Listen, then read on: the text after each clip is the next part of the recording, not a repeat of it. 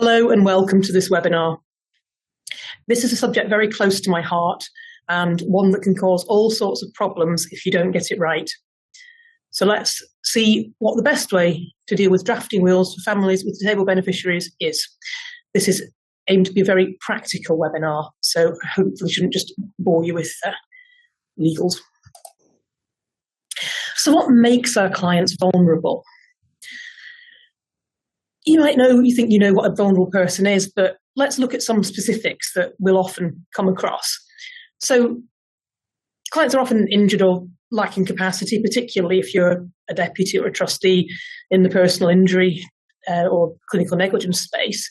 But a lot of people have relatives who have got some sort of injury or have some sort of needs that mean that they are vulnerable. They're more vulnerable to exploitation. They're just not able to do things on their own as well.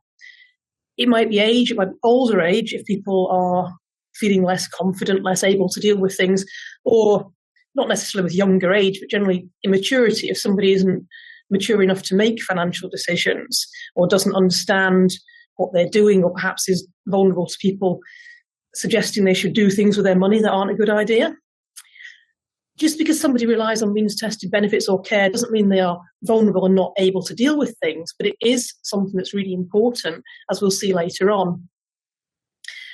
If somebody's going through a traumatic life event like divorce or bankruptcy, studies show that can have an effect on how somebody copes with dealing with things. And of course, I don't have to tell you that there are financial implications for divorce and bankruptcy as well.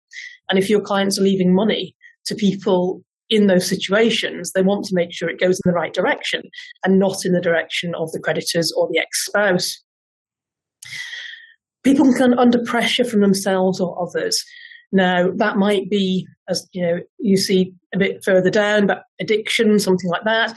It might be people just taking you to the pub and encouraging you to buy all around, all the time. It might be online these days. The number of people who end up on lists with people offering all sorts of dubious services, or to be your girlfriend, or to just send some money to me and this will happen. And that can be pretty relentless. So that's an important one to be aware of. And it's something that's probably fairly invisible to you as well. You won't be seeing what's pinging up on somebody's phone.